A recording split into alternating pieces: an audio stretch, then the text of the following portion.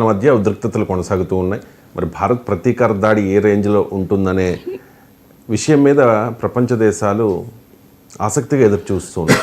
ఈ నేపథ్యంలో ప్రొఫెసర్ గారు, అమెరికా నేతల స్వరాలు, భిన్న రకాల స్వరాలు వినిపిస్తూ ఉన్నాయి సార్. ఒక్కొక్కరు అమెరికాకి భారత్కి సపోర్ట్ చేసేలా మాట్లాడుతూ ఉంటే మరి కొంతమంది పాకిస్తాన్కి ఫేవర్గా మాట్లాడుతూ ఉన్న పరిస్థితి. ఎందుకు ఈ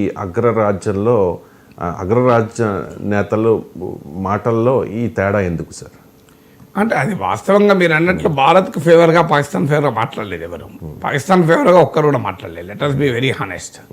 సో వాళ్ళు మాట్లాడిన దాంట్లో మీకు భారత్కు ఫేవర్గా కూడా ఎవరు మాట్లాడలేదు. ఒక్క తులసి గబాడ్ మాత్రం కాస్త ఇండియన్ స్టాండ్ పాయింట్ను సమర్థించింది. పాకిస్తాన్ స్టాండ్ పాయింట్ ఎవరు సమర్థించలేదు. మీకు ఇప్పటికీ డొనాల్డ్ ట్రంప్ మాట్లాడాడు, విదేశాంగ మంత్రి మీకు మార్క్ రుబియో మాట్లాడాడు, వాళ్ళ డైరెక్టర్ ఇంటెలిజెన్స్ తులసి గబాడ్ మాట్లాడింది, అలాగే డిఫెన్స్ మినిస్టర్ మాట్లాడాడు, వైస్ ప్రెసిడెంట్ జేడీ వ్యాన్స్ మాట్లాడారు. వీళ్ళందరి స్టేట్మెంట్లు చూస్తే ఒకటి తీవ్రవాద ఘటనను ఖండించారు. దీంట్లో ఏముంది, ఎవరైనా ఖండిస్తారు.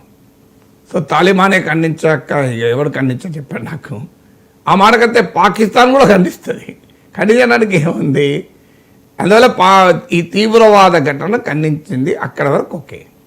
నెక్స్ట్ ఏంటి, తీవ్రవాద ఘటన ఖండిస్తారు, ఆ చర్య కారకుడైన వాడిని ఖండించరు. ఎక్కడ న్యాయమండి? తీవ్రవాద ఘటన ఖండిస్తారు కానీ ఆ చర్య కారకుడైన వాడిని మాత్రం ఖండించం. సో మీరు ఇప్పుడు కోర్టులో విచారణ జరిగింది అనుకోండి, హత్య జరిగితే హత్యను మాత్రం నేరమని ప్రకటిస్తారు. హత్య ఎవరు చేస్తారో వాడిని శిక్ష చేయడం అనుకోండి, కోర్టు అవుతుందా? సో హత్యను ఖండిస్తున్నామని కోర్టు స్టేట్మెంట్ ఇచ్చి జడ్జిమెంట్ ఇచ్చి పంపించింది అనుకోండి, ఈ హత్యను కోర్టు తీవ్రంగా తప్పుపడుతుంది, జీవించే హక్కు రాజ్యాంగం కల్పించిన హక్కు, ఇలా ఎవరూ హత్యలు చేయకూడదు, అయిపోయింది తీర్పు. ఇట్లుంటుందా తీర్పు ఎక్కడన్నా? ఇదంటూ ఈ హత్య పలానోడు చేశాడు కనుక వీనికి జావజ్జీవ ఖైలు లేనవాడికి గురి శిక్ష అని చెప్తుందా చెప్పదా? అమెరికా వైఖరి ఎట్లుందంటే ఇక్కడ వరకు క్లోజ్. తీవ్రవాద ఘటన ఖండిస్తున్నాం, అది ఎవరు చేశారో మాకు తెలియదు, దానికి ఎవడు బాధ్యత మేము చెప్పాము, ఇది వైఖరి. సో ఇక ఈ వైఖరిలో భాగంగా పాకిస్తాన్కు ఉచిత సలహా, మీరు సహకరించండి, ఈ విచారణతో సహకరించండి పాకిస్తాన్కు అమెరికా నేతల పిలుపు. సహకరించలేదండి, వాడు చేసినోడు వాడే అయితే సహకరిస్తాడా? ఇప్పుడు మన ఇంట్లో దొంగతనం జరిగింది, సో దొంగ దొరికాడు, కోర్టు ముందు దొంగకు జడ్జి నీవు వెళ్ళి ఎవరింట్లోనైతే దొంగతనం చేశావో వారికి తిరిగి సహకరించు, ఆ బోళ్ళు ఆ వస్తువులని చిందరవందరగా అప్పటిని పెట్టిరా అంటాడా ఎవడన్నా? నాకు అర్థం కాదు. అది పాకిస్తాన్ భారతదేశంలో తీవ్రవాదాలు జరిపితే సహకరించడేంటి? విచారణకు ఎట్లా సహకరిస్తాడు? దొంగ విచారణ సహకరిస్తాడా? హత్య చేసిన వాడు విచారణకు సహకరిస్తారా ఎక్కడైనా? ఈ కామన్ సెన్స్ అమెరికాకి ఎందుకు ఉండదు?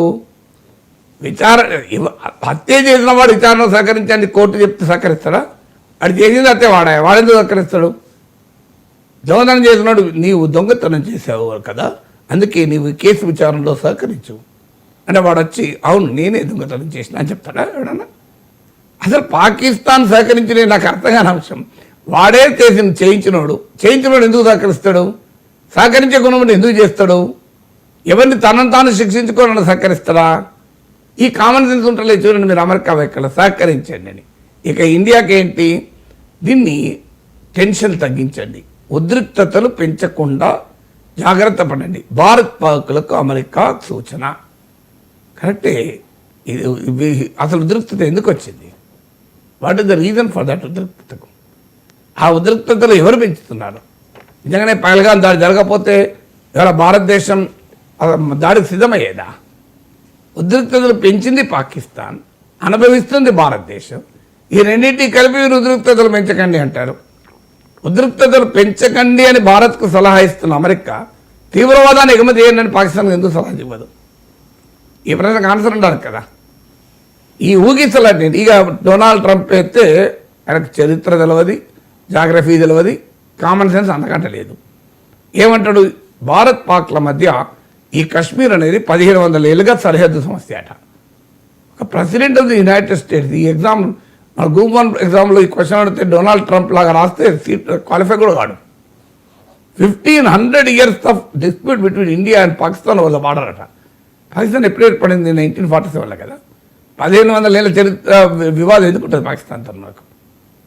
ఈ కామన్ సెన్స్ కూడా లేదు డొనాల్డ్ ట్రంప్. విచిత్రం ఏంటంటే ఇక అంటే వాళ్ళ సౌత్ ఏషియా పట్ల అమెరికా ప్రెసిడెంట్కి ఎంత అవగాహన ఉంటుంది అనేది దీన్ని బట్టి అర్థమవుతుంది కదా. మరి ఈ ఊగిసలాటకు నిజంగా అవసరమా? ఏమంటే Donald Trump, India is my friend, Pakistan is my friend అట. Can you have both the murderer and murder victim be your friends? హత్య చేసిన వాడు నా స్నేహితుడు, హత్య గురైన వాడు నా స్నేహితుడు అంటే ఏమైనా అర్థం ఉందా దాంట్లో? నీ స్నేహితుడు హత్య గురైన వాడు నీ స్నేహితుడైతే హత్య చేసిన వాడి మీద కోపం ఉండాలా లేదా? హత్య చేసిన వాడు నీ స్నేహితుడైతే నీకు హత్య గురైన వాడికి నీ స్నేహితుడిగా ఉండే అర్హత నీకుందా?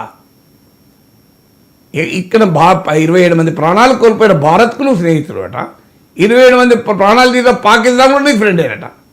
మరి నువ్వు మాకేం ఫ్రెండ్ ఎట్లయితే రిలేబుల్గా అంటున్నా నేను. Can United states government B a reliable friend? Pakistan friend, India friend. Correct, Trump చెప్పింది. ఎందుకు అంటే మనకు F-35 యుద్ధ విమానాలు ఇస్తాన్నాడు ఫ్రెండ్ కనుక. పాకిస్తాన్కు F-16 ప్యాకేజ్ ఇచ్చారు, $393 million. ఇండియా అంటే కారణం ఏంటి? India friend, Pakistan friend. కారణం ఏంటంటే భారతదేశం F-35 యుద్ధ విమానాల్లో పాకిస్తాన్ పైన అటాక్ చేస్తే పాకిస్తాన్ F-16 యుద్ధ విమానాలతో దాన్ని ఎదుర్కొంటుంది. అంటే అమెరికా ఇచ్చిన విమానాలతో ఇండియా, అమెరికా ఇచ్చిన విమానాలతో పాకిస్తాన్ కొట్లాడుకుంటే అమెరికాలో యుద్ధ విమానాల అమ్మకాలు ఆకాశానికి అంటుతాయి.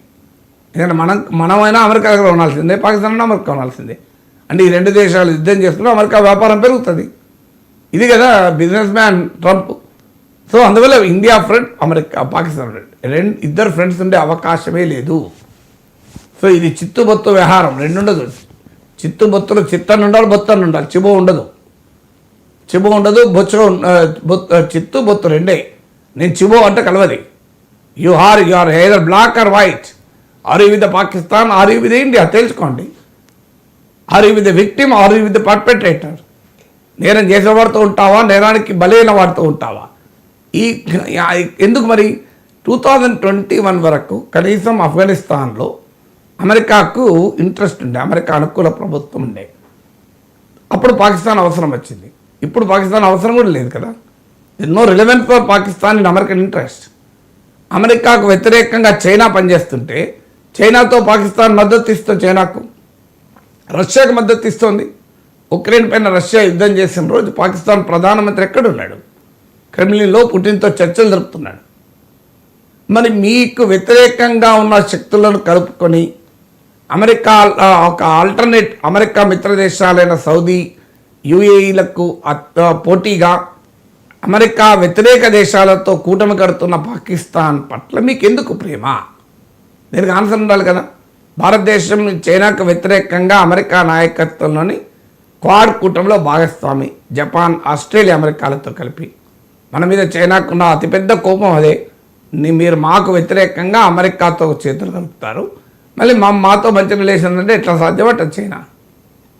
సో అమెరికా వ్యతిరేకంగా యాంటీ చైనా కూటమిలో మన భాగస్వామి. అమెరికాతో వ్యూహాత్మక బంధం ఉంది. రెండు లార్జెస్ట్ డెమోక్రసీ, ఓల్డెస్ట్ డెమోక్రసీని ఉపన్యాసాలు ఇస్తాం. మరి ఎందుకని పాకిస్తాన్గా, ఇండియాను ఇండియాగా అమెరికా చూడదు? దీనికి ఆన్సర్ ఏంటంటే అమెరికాకు కానీ వెస్ట్కి కానీ తమకు దెబ్బ తగిలినప్పుడే తీవ్రవాదం. ప్రపంచంలో ఎక్కడైనా అమెరికా ప్రయోజనాలకు పనిచేస్తే వాడు తీవ్రవాది కాదు.